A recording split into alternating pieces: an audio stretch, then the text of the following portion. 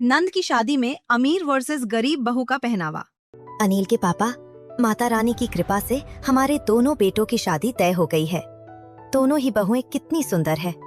बस यही फर्क है कि बड़ी बहू अमीर परिवार से है तो छोटी जरा गरीब परिवार की है।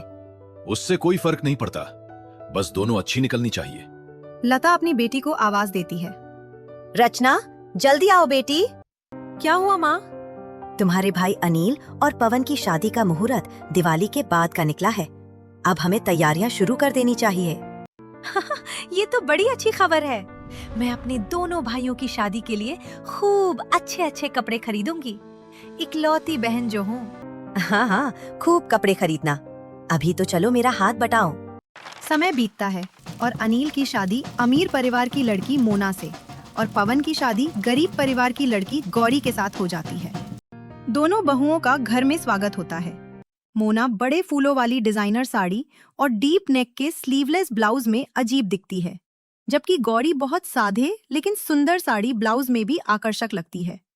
घर के अंदर आते ही मोना कहती है, मैं तो बहुत थक गई हूँ, मुझे अपना कमरा दिखा दो, मैं सोने जा रही हूँ।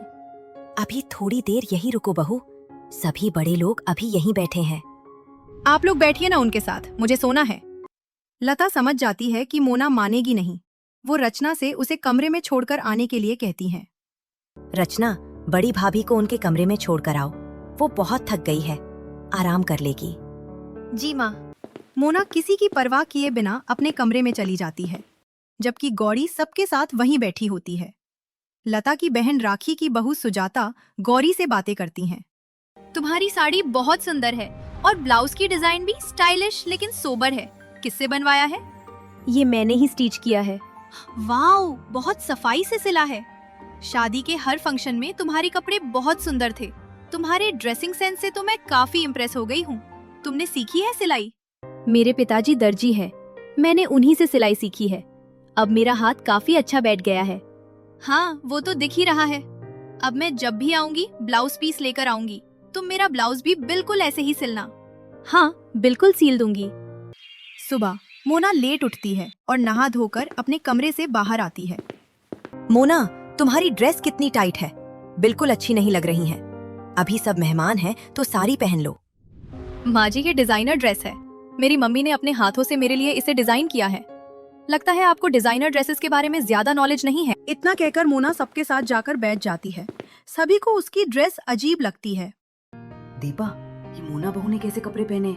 शादी का दूसरा ही दिन है और साड़ी की जगह ये तंग सी ड्रेस कितनी अजीब लग रही है। सही है, लेकिन जरा गौरी बहू को तो देखो, सादे से साड़ी ब्लाउज में कितनी सुंदर लग रही हैं। औरतों की बातें मोना भी सुन लेती हैं। इन पुराने जमाने की औरतों को आजकल के फैशनेबल डिजाइनर कपड़ों की क्या ही समझ होगी, इसलिए तो ऐसी गमारों जैसी बातें कर रही है। कुछ दिन बाद संक्रांति का त्योहार आता है। मोना, ये लो 5,000 रुपए और गौरी ये 1,000। तुम दोनों अपनी पसंद के कपड़े खरीद लो। शादी के बाद पहला त्योहार है ना तुम दोनों का। आपने हम दोनों को सोच समझकर पैसे दिए हैं माँ जी। गौरी के साधारण कपड़े तो 1,000 रुपए में आराम से आ जाएंगे, लेकिन मुझे तो और पैसे लगेंगे। मैं तो आज ही शॉपिंग करने जाऊंगी। ठीक है, लेकिन अपने साथ रचना को भी लेकर जाना, वो भी तुम्हारी तरह डिजाइनर कपड़े खरीदना सीख जाएगी। मोना रचना के साथ कपड़े खरीदने एक बुटीक में जाती है। देखो रचना, कितनी सुंदर ड्रेसेस हैं यहाँ पर। ये ड्रेस कितनी सुंदर है, मैं इसे पहनकर आती हूँ। ये तो आप पर बहुत सूट करेगी मैडम। सच में महंगे डिजाइनर कपड़े पहनने का अपना ही मजा है। मैं भी अब ऐसे कपड़े खरीदा करूंगी। मोना जो ड्रेस पहनकर आती है वो बहुत टाइट होती है और उस पर बिल्कुल भी सूट नहीं करती। बुटीक वाली की मीठी बातों में फंसकर वो कुछ ड्रेसेस खरीद लेती है। उधर घर पर, माँ जी, ये लीजिए 500 रुपए। ये किस बात के पैसे हैं बहू? माँ जी, ये आपके ही पैसे हैं। मैंने अपने लिए 500 रुपए में एक साड़ी खरीद ली, जिस पर डिजाइनर ब्लाउज सिलवा लूंगी। अपने पास मशीन होती तो मैं खुद ही सिल लेती, पैसे भी बच जाते। गौरी की समझदारी देखकर लता खुश तो होती है, लेकिन उसे जताती नहीं है। ठीक है, जाओ और खाने की तैयारी करो। एक बार ममता के यहाँ उसकी ननद रमा और उनकी बेटी साधना आती है। मामी जी, आपके पड़ोस में जो नई बहू है वो कितने सादे और सुंदर कपड़े पहनती है, कितना जचते हैं उस पर। हाँ, वो लता की छोटी बहू गौरी है। उसकी बड़ी बहू भी है मोना। चलो आज मैं तुम्हें मिला कर लाती हूँ। शाम को ममता रमा और साधना के साथ आती है। लता, ये मेरी ननद रमा और ये उनकी बेटी साधना है। तुमसे और तुम्हारी बहुओं से मिलना चाहती थी, सो ले आई हूँ। बड़ा अच्छा किया तुमने, इस बहाने तुम भी आई तो सही। मोना, गौरी बाहर आओ। आवाज सुनकर गौरी आती है और रमा और लता के पैर छूती है। उसने गुलाबी रंग की सूती साड़ी पहनी होती है। बड़ी प्यारी हो, तुमसे मिलने का बहुत मन था हमारा। ममता ने इतनी तारीफ जो की थी तुम्हारी। टाइट वन पीस में आती मोना गौरी की तारीफ सुन लेती है और नमस्ते किए बिना लता के साइड में जाकर बैठ जाती है। रमा और साधना भी उस पर ध्यान नहीं देती। गौरी भाभी, मैं तो आपकी फैन हो गई हूँ। मैं रोज आपको देखती हूँ। आपके कपड़े बिल्कुल भी महंगे नहीं होते हैं, लेकिन आपका ड्रेसिंग सेंस, कलर चॉइस और डिजाइन्स बहुत ही सुंदर और डिसेंट होता है। कहाँ से स्टिच करवाती है आप? ये सब तो मैंने और मेरी मम्मी ने सिले हैं। वाह भाभी, आप तो बहुत टैलेंटेड हो। गौरी की तारीफ सुनकर मोना जल बून जाती है। इस गवार में न जाने सबको क्या दिखता है कि इसकी तारीफ के पुल बांधते रहते हैं। मेरे बुटीक वाले मॉडर्न डिजाइनर कपड़ों के सामने इसके साढ़े सस्ते कपड़ों की कोई औकात नहीं है। फिर भी सब इसके कपड़े ही पसंद करते हैं। मुझे कुछ तो करना पड़ेगा। मोना बेचैनी से कमरे में चक्कर काटते हुए सोचती है और फिर एक प्लान बनाती है। मैं ऐसा करती हूँ कि रचना को अपने साथ कर लेती हूँ और हम दोनों मिलकर गौरी का जीना मुश्किल कर देंगे। लालची रचना को अपने साथ मिलाने में मुझे ज्यादा मुश्किल नहीं होगी। मोना रचना को बुलाती है। हाँ भाभी। आओ रचना, ये देखो, मैंने तुम्हारे लिए ये 2 डिजाइनर सूट लाए हैं। वाह भाभी, ये मेरे लिए है। हाँ, तुम्हारे लिए है। थैंक यू मेरी प्यारी भाभी। मैं तुम्हें खूब अच्छी अच्छी चीजें और बहुत सारे डिजाइनर कपड़े खरीद कर दूंगी। मम्मी के यहाँ जाऊंगी तब उनसे भी तुम्हारे लिए बहुत सारे ड्रेसेस बनवा कर लाऊंगी। लेकिन मुझे भी तुमसे एक फेवर चाहिए। मैं आपके लिए क्या कर सकती हूँ भाभी? रचना, इस गौरी ने मेरी नाक में दम करके रखा है। अब देखो ना, मेरे ड्रेसेस कितने अच्छे, महंगे और डिजाइनर होते हैं, लेकिन सब बस उस छिपकली की तारीफ करते हैं। मेरी तरफ तो कोई देखता भी नहीं है। हाँ, ये तो है। मुझे भी समझ में नहीं आता कि उनके सादे से कपड़ों में ऐसा क्या खास है। हम दोनों मिलकर गौरी को इतना परेशान करेंगे कि वो खुद ही तंग आकर इस घर को छोड़कर चली जाएगी। क्या कहती हो? मोना भाभी की हाँ में हाँ मिलाने में ही भलाई है। इनके साथ रहूंगी तो मुझे हमेशा अच्छी अच्छी चीजें और डिजाइनर कपड़े मिलेंगे। गौरी भाभी से तो मुझे बस ठेंगा ही मिलेगा। रचना मोना से हाथ मिला लेती है। अब दोनों गौरी को परेशान करने के मौके ढूंढने लगते हैं। अगले ही दिन उन्हें मौका मिल जाता है। मोना, गौरी कल सुबह हमें माता रानी के दर्शन करने जाना है। तुम लोग 5 बजे उठ जाना। जी माँ जी। गौरी सुबह जाने की तैयारी करती है। वो रचना से पूछती है, रचना दीदी, आपके पास एक्स्ट्रा अलार्म घड़ी हो तो मुझे दे दीजिए। हाँ, ये लीजिए। गौरी थैंक यू बोलकर अपने कमरे में चली जाती है। रचना मोना के कमरे में जाती है। हमें गौरी भाभी को परेशान करने का अच्छा मौका मिला है। अच्छा, जल्दी बताओ। गौरी भाभी मुझसे अलार्म लेकर गई है। उनके सोते ही हम अलार्म बंद कर देंगे, जिससे वो सुबह जल्दी नहीं उठ पाएगी। अच्छा आइडिया है। गौरी के सोते ही दोनों दबे पांव जाकर अलार्म बंद कर देती है और सुबह गौरी की नींद नहीं खुलती। 6 बज गए। सब तैयार होकर आ गए, लेकिन गौरी और पवन अभी तक आए नहीं। मैंने कहा भी था कि सुबह जल्दी निकलना है। रचना, जाकर देखो दोनों तैयार हुए या नहीं। रचना देखती है कि गौरी के कमरे का दरवाजा बंद है तो वो खुश होकर वापस आती है। भाभी के कमरे का दरवाजा तो बंद है। मैंने उन्हें आवाज भी दी, लेकिन कोई रिस्पांस नहीं मिला। लगता है सो रहे हैं दोनों। माँ जी, हम लोग तो निकलते हैं। उनके लिए रुके तो काफी देर हो जाएगी। अब तक तो हमें मंदिर पहुंच जाना चाहिए था। सही कह रही हो बहू, समय पर लौटना भी तो पड़ेगा। तुम्हारे बाबूजी को टाइम पर दवाई लेनी होती है। गौरी की नींद रोज के समय पर खुलती है। तब तक सब मंदिर से वापस लौटते हैं। मुझे माफ कर दीजिए माँ जी, मैं उठ नहीं पाई। आपने तो अलार्म लगाया था ना भाभी? लगाया तो था, लेकिन बजा ही नहीं। ये कहो कि तुम इतनी गहरी नींद में थी कि तुम्हें अलार्म की आवाज ही नहीं आई। चलो छोड़ो, कृपा करके अगली बार ध्यान रखना। अभी तो तुम सबके लिए चाय नाश्ते का बंदोबस्त करो। जल्दी जाओ। गौरी मुंह नीचे करके चुपचाप रसोई घर में जाती है। पवन को अच्छा नहीं लगता। वो लता से कहता है, माँ, आप हमेशा गौरी से ऐसे ही बात करती है। वो कोई अच्छा काम भी करती है तो कभी उसकी तारीफ नहीं करती। इतना कहकर पवन चला जाता है। मोना लता से कहती हैं, देखा माँ जी, भैया कैसे तरफदारी कर रहे थे और गलती होने के बावजूद उल्टा आपको ही 2 बातें सुनाकर चले गए। ये आपके संस्कार तो नहीं है। जरूर गौरी ने ही आपके खिलाफ पट्टी पढ़ाई होगी भैया को। सही कह रही हो तुम। आग लगाकर मोना मन में खुश होती है। 2 दिन बाद मोना को गौरी को सताने का फिर से मौका मिलता है। गौरी, तुम्हारे बाबूजी का फोन आया था। वो अभी थोड़ी देर में घर आ रहे हैं। तुम जल्दी से खाना बना लो, उन्हें बहुत भूख लगी होगी। जी माँ जी, अभी बनाती हूँ। ये कहकर गौरी खाना बनाती है। मोना सारी बातें सुन लेती है और खुश होती है। अब आएगा मजा। मोना और रचना रसोई घर में जाती है और गौरी से कहती हैं, भाभी खाना बन गया? हाँ, बन गया। तुम जाओ और फ्रेश होकर आओ, थोड़ी देर पंखे की हवा खा लो। गौरी को मोना के प्यार से बोलने पर हैरानी होती है, फिर भी वो चली जाती है। मोना दाल और सब्जी के कटोरे नीचे गिरा देती है और वहाँ से निकल जाती है। गौरी बहू, तुम्हारे बाबूजी आ गए हैं, जल्दी से खाना लगा दो। गौरी भागकर किचन में जाती है और वहाँ पर दाल और सब्जी के कटोरे नीचे गिरे हुए देखती है तो डर से कांपने लगती है। हे भगवान, ये क्या हो गया? अब मैं क्या करूं? बाहर तो बाबूजी खाने का इंतजार कर रहे हैं। लता फिर से आवाज लगाती है तो गौरी के मुंह से आवाज नहीं निकलती। पता नहीं क्या कर रही है। कहा भी था कि उनको जोरों की भूख लगी है। मुझे ही जाकर देखना पड़ेगा। लता किचन में आती है और वहाँ का हाल देखकर अपना सिर पीट लेती है। बहू, थोड़ी सी भी अकल नहीं है क्या तुम में? 1 नंबर की निकम्मी हो तुम। कुछ नहीं आता है तुम्हें। तुम तो गवार हो, गवार। अब बाबूजी को जाकर तुम ही जवाब दोगी। उस दिन गौरी को सभी से बहुत डांट पड़ती है। वो रोती है तो पवन उसे समझाता है।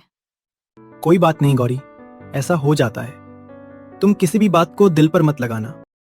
मुझे डांट पड़ी, इस बात का मुझे बुरा नहीं लग रहा है।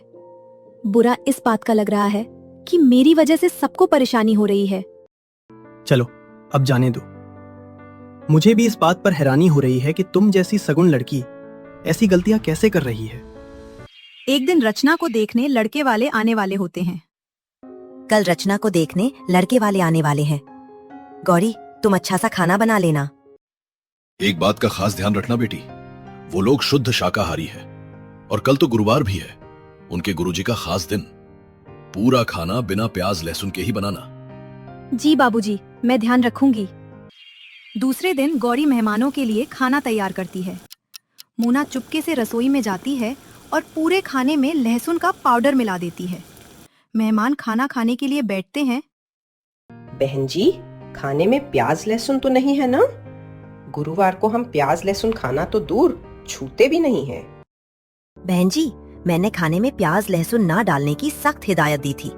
आप बेफिक्र होकर खाइए।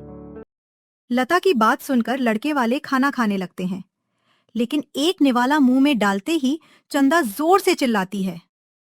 बहन जी, ये कैसा भद्दा मजाक है?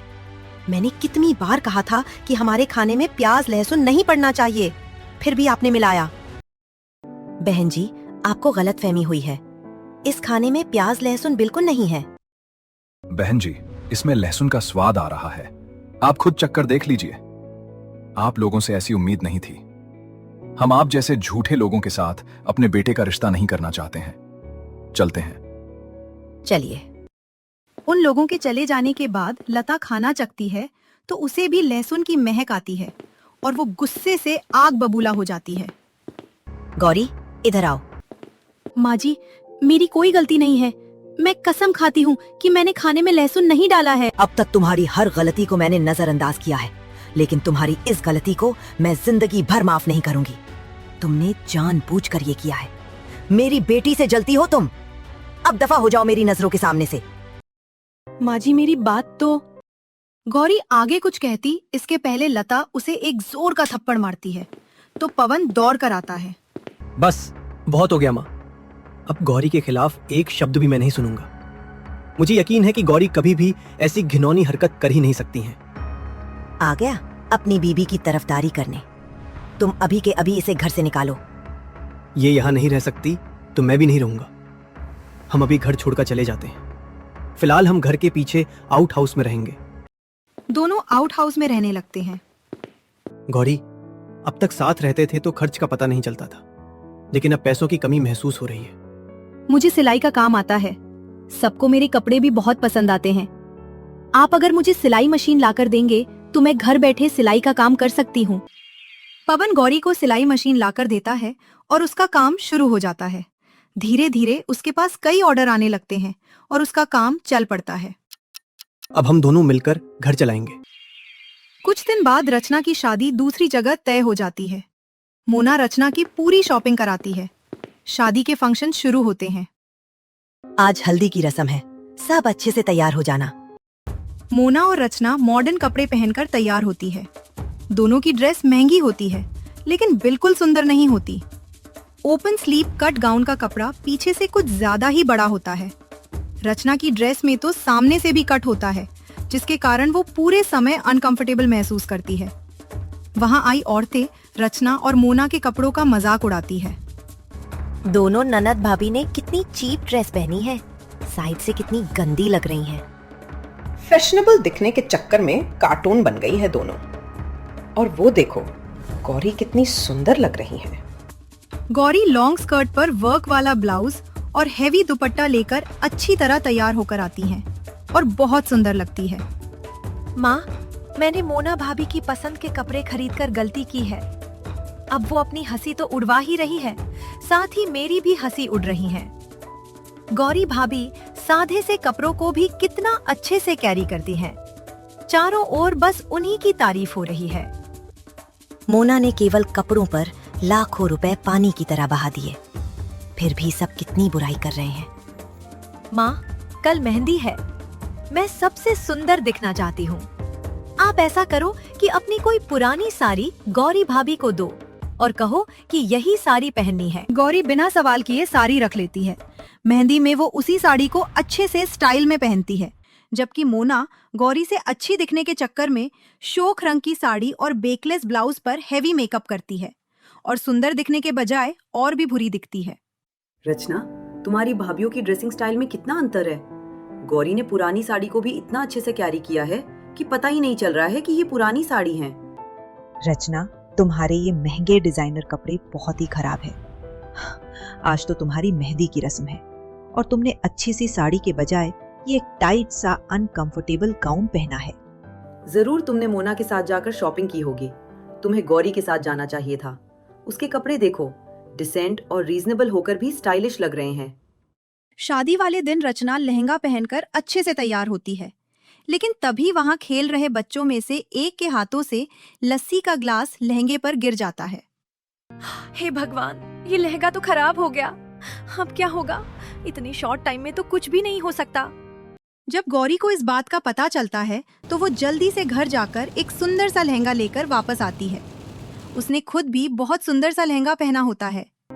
रचना, ये लहंगा मैंने तुम्हारे लिए ही सिला था, लेकिन तुम्हें देने में मुझे संकोच हो रहा था, इसलिए नहीं दिया। क्या तुम इसे पहनोगी? पता नहीं कैसा लगेगा। पहनना तो नहीं चाहती, लेकिन अब मजबूरी है तो पहनना ही पड़ेगा।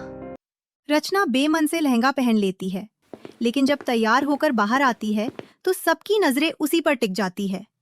गौरी के लहंगे की भी खूब तारीफ होती है, लेकिन मोना के थुलथुले शरीर को और ज्यादा बेढब दिखाता उसका skin tight fish cut lehenga यहाँ भी मात खा जाता है। ये हुई ना बात। अब लग रही हो नई नवेली दुल्हन। इस सुंदर से लहंगे ने तो तुम्हारे रूप में 4 चांद लगा दिए। अब तुम्हारा असली रूप निखर कर आया है। ये लहंगा तो गजब ढा रहा है। सभी से अपनी तारीफ सुनकर रचना बहुत खुश होती है। विदाई के पहले वो अपनी भाभी से कहती हैं, भाभी, आपका बनाया हुआ लहंगा तो मेरे ससुराल वालों को बहुत ज्यादा अच्छा लगा है। क्या आप मुझे विदाई के लिए भी ऐसा कुछ बनाकर दे सकती हैं? हाँ, मेरे पास एक बहुत सुंदर पीस रखा है। मैं जल्दी से तुम्हें सुंदर सा पार्टी गाउन बनाकर देती हूँ। गौरी रचना के लिए सुंदर सा पार्टी गाउन सिलती है और खुद भी अच्छा सा गाउन पहनती है। मोना बहुत ही फ्रील वाला बच्चों जैसा गाउन पहन लेती है। रचना और गौरी के कपड़ों की खूब तारीफ होती है, जबकि मोना की फिर से हंसी उड़ती है। रचना विदा होकर चली जाती है, लेकिन उसे बहुत रियलाइज होता है कि गौरी के साथ उसने इतना बुरा किया लेकिन फिर भी एन मौके पर वही उसकी मददगार साबित हुई। रचना पग फेरों की रस्म के लिए मायके आती है और सबसे कहती हैं, मैं आप सबको एक सच्चाई बताना चाहती हूँ। मैंने और मोना भाभी ने गौरी भाभी को बहुत परेशान किया है। बेचारों को बाहर रहना पड़ रहा है। और रचना हर एक बात लता को बताती हैं। सब सुनकर लता को बहुत बुरा लगता है। तुम दोनों के कारण मैंने गौरी और पवन के साथ बहुत बुरा व्यवहार किया है। मैं अभी दोनों से माफी मांगकर उन्हें मना कर लाती हूँ। लता पवन और गौरी को मना कर लाती है। रचना और मोना, दोनों गौरी से माफी मांगो। मुझे भी माफ कर दो गौरी। मेरी नादानी और घमंड के कारण तुम्हें और पवन भैया को बहुत कष्ट झेलने पड़े हैं, लेकिन अब मेरी आंखें खुल गई हैं। अब हम सब साथ में प्यार से मिलजुल कर रहेंगे। मुझे भी माफ कर दो भाभी। आप लोग मुझसे माफी मत मांगिए। एक परिवार में तो ऐसी खट्टी मीठी बातें चलती रहती है। चलो भाई, अंत भला तो सब भला।